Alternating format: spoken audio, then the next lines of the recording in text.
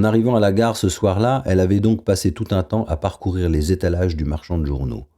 Après avoir noté scrupuleusement dans un carnet les références des meilleures ventes du mois, relevé le nom des derniers gagnants des concours annuels de l'édition française et internationale, lu soigneusement les conseils des libraires, à noter sur des petits cartons attachés avec un trombone aux couvertures des livres, remonté du bout du doigt le rayon des éditions de poche après avoir fait tout cela, au point qu'une vendeuse finit par lui demander si elle n'avait pas besoin d'aide parce qu'elle avait l'air un peu perdue, et à qui elle répondit que non, ça allait très bien, elle s'en sortait parfaitement, merci.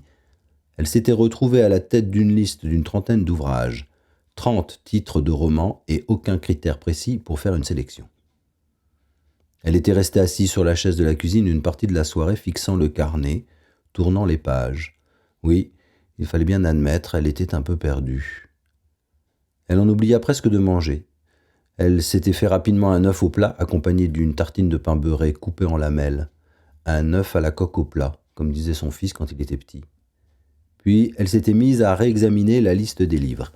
Elle l'avait relue, ne sachant pas très bien à quoi il correspondait, barrant les titres en fonction de critères totalement subjectifs. La sonorité d'un nom, la complexité d'un mot, les thèmes apparemment abordés. Elle avait barré, puis entouré ceux qui pouvaient, le cas échéant, lui plaire. Il en était resté une quinzaine. Elle avait numéroté les livres par ordre d'intérêt. Cette hiérarchie avait été éprouvante à établir. Les places 5 et 6 furent très délicates à fixer, puis vint le tour des 3 premières places. Elle hésita longtemps entre le 2e et le 3e. C'est seulement au moment où ses yeux secs de fatigue se fermaient d'eux-mêmes, à l'instant où son cerveau commençait à décrocher par à-coups, sa tête basculant brusquement sur sa poitrine, qu'elle avait réussi à finaliser son classement.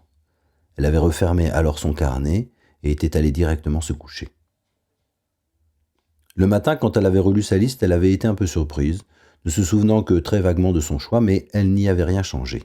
Elle était alors retournée chez le marchand de journaux, s'était dirigée directement vers la vendeuse et lui avait indiqué d'un doigt assuré qu'elle voulait ce livre-là, le bien épais. « Très bien, très bon choix », avait répondu l'autre. « Vous verrez, vous ne serez pas déçu. » La remarque de la vendeuse l'avait surprise. Elle, qui n'y connaissait rien, avait fait un bon choix, vraiment. Et puis, comment cette jeune femme pouvait bien savoir que ce livre allait lui plaire, ce qu'elle pouvait bien aimer ou désirer? Elle eut envie de disparaître, se disant que la prochaine fois, elle irait dans une autre librairie, plus anonyme. Une librairie, il y en avait une dans sa rue, une petite, tenue par 2 gars, qui avaient l'air gentils comme ça. Elle n'y était jamais entrée jusque-là, elle n'avait rien à y faire. Mais finalement, elle s'était dit que c'était une mauvaise idée, que dans une vraie librairie, elle serait bien plus identifiable que dans le flux continu des passagers de la gare, où la présence d'un client passe normalement inaperçue.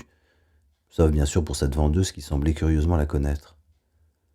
Elle avait payé rapidement et s'était dirigée troublée vers le panneau d'affichage des départs, le livre glissé dans son sac au milieu de ses clés et de ses papiers. Il prenait beaucoup de place, pesait lourd. Quand le numéro de la voie fut indiqué, la foule des passagers s'était mise en marche. File compacte qui remontait le quai. Elle s'arrima à ce mouvement, son pas dans le pas de tous ses travailleurs. Cependant, la foule s'allégeait rapidement au rythme de la montée des voyageurs, chacun rejoignant la voiture qui lui était habituelle, reprenant parfois le même siège quand il était libre, dans le même sens.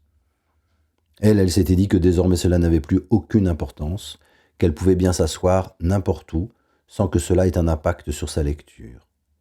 Elle s'était avancée seulement jusqu'à la tête du train, le dernier wagon étant le moins rempli à cet horaire du matin. Elle souhaitait tout de même éviter les quelques groupes d'habitués qui bavardaient fort entre eux et qui l'auraient dérangée. Elle avait repéré depuis longtemps qu'ils montaient dans les rames du milieu. Le wagon était clairsemé. Quelques ouvriers du bâtiment rejoignaient leur chantier, le regard déjà vide de fatigue. D'autres poursuivaient leur nuit, la tête appuyée contre les vitres, la capuche rabattue sur les yeux. Un vieux égaré regardait autour de lui, et c'était tout. Elle s'était installée, le livre posé sur ses genoux, attendant que le train démarre.